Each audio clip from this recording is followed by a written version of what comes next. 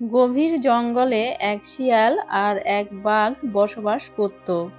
তারা দুজন মিলেমিশে একসাথে থাকত, কিন্তু বাঘ সবসময় মাংস খেয়ে ফেলত আর শিয়ালকে কষ্ট করে হাড্ডি খেতে হতো, আর এতে করে শিয়ালের মন খুব খারাপ হতো। একদিন শিয়াল বাঘকে বলল, দেখো বাঘ মামা, তুমি আমার সঙ্গে ধোঁকাবাজি করো। কি বলতে চাস তুই? ঠিক করে বল। তুমি সব সময় মাংসগুলো খেয়ে ফেলো আর আমাকে শুধু হাড্ডিগুলো খেতে দাও। বেটা শিয়াল, তুই তো একটা মুরগি চোর। আমি শিকার ধরে যদি তোকে না খেতে দিই, মাংস তো দূরের কথা, হাড্ডিও খুঁজে পাবি না। আমি যদি তোমাকে শিকারের সন্ধান না দিই তাহলে তো তুমি না খেয়ে মরবে। তুই শুধু শিকারের সন্ধান দিতে পারবি, কিন্তু শিকার ধরতে পারবি না।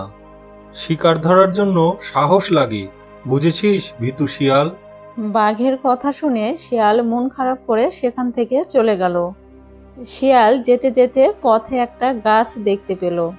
তখন সে গাছের নিচে দাঁড়িয়ে রইল আর চিন্তা করতে লাগলো কিভাবে নিজে নিজে শিকার ধরা যায়। কোকা কোকা কা, কোকা কোকা কা। আরে, এটা তো মনে হয় মুরগির ডাক। আমার মনে হয় আশেপাশে মুরগি আছে। কি যে মজা হবে, আজকে মুরগি খাবো। বোকা বাঘ বলে কিনা আমি নাকি শিকার ধরতে পারবো না। আগে যাই, মুরগিটাকে খুঁজে বের করি, তারপর তাকে ধরে খাবো।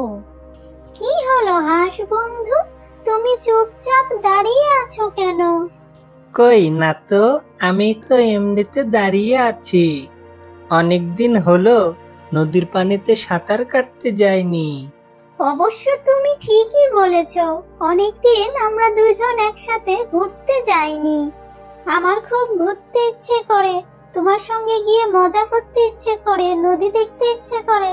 তাহলে চলো আমরা দুজন ঘুরে আসি। তারপর তারা দুজন ঘুরতে বের হলো। কিছু দূর যেতেই তারা দুজন শিয়ালের সামনে পড়ে গেল।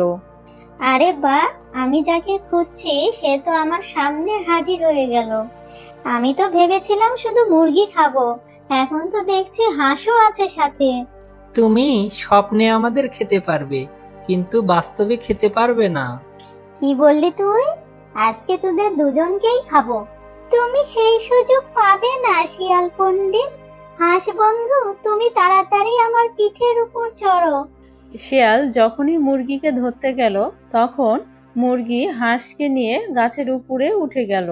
কি শিয়াল, আমাদের খাবে না? তোরা তো দেখছি আসলেই বজ্জাত, কিন্তু এভাবে কতদিন পালাবি? আমি তো তোদের পিছু ছাড়বো না, আমি কাল আবার আসবো। এই বলে শিয়াল সেখান থেকে চলে গেল। তারপর মুরগি হাঁসটিকে নিয়ে গাছ থেকে নিচে নামলো। প্যাঁক প্যাঁক প্যাঁক প্যাঁক।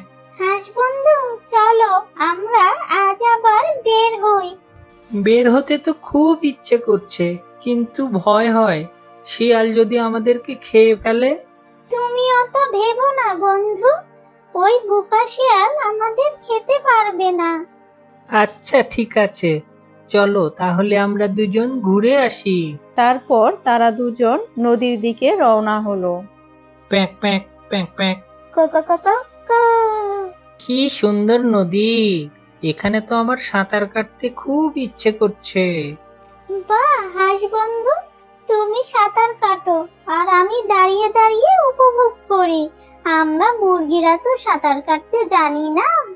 বলেছিলাম না তোরা আমার হাত থেকে বাঁচতে পারবি না। তোদেরকে খেয়ে তারপর একটু বিশ্রাম নিতে হবে। আমার মনে হয় তোমার স্বপ্ন স্বপ্নই থেকে যাবে শিয়াল পণ্ডিত। কেন রে, আজ তো আশেপাশে কোনো গাছ নেই, মুরগি তোকে নিয়ে কোথায় উড়ে যাবে? পানিতে? হা হা হা। না বোকা শিয়াল, আজকে আমি মুরগি বন্ধুকে পিঠে নিয়ে পানিতে সাঁতার কাটবো। মুরগি বন্ধু, তুমি আমার পিঠে ওঠো। আর তখনই মুরগি হাঁসের পিঠে উঠে পড়ল, আর হাঁস মুরগিকে নিয়ে নদীতে নেমে পড়ল। আর শিয়াল বোকার মতো নদীর পাড়ে দাঁড়িয়ে দাঁড়িয়ে দেখতে লাগলো। এই দেখো মুরগি বন্ধু, আমরা কিনারায় চলে এসেছি। ধন্যবাদ হাঁস বন্ধু। ধন্যবাদ দিয়ে তুমি আমাকে লজ্জিত করো না মুরগি বন্ধু। তুমি উঠতে পারো জন্য কালকে আমরা বেঁচে গিয়েছিলাম। আমি সাঁতার জানি বলে আজকে আমরা বেঁচে গেলাম। সত্যি বলতে আমরা বন্ধুরা যার যার মেধা আছে সেই মেধাকে যদি কাজে লাগাই তাহলে আমরা সকল বিপদ থেকে উদ্ধার হতে পারবো। তুমি ঠিক বলেছো। প্যাঁক প্যাঁক প্যাঁক প্যাঁক। কা কা কা কা কা কা কা কা কা।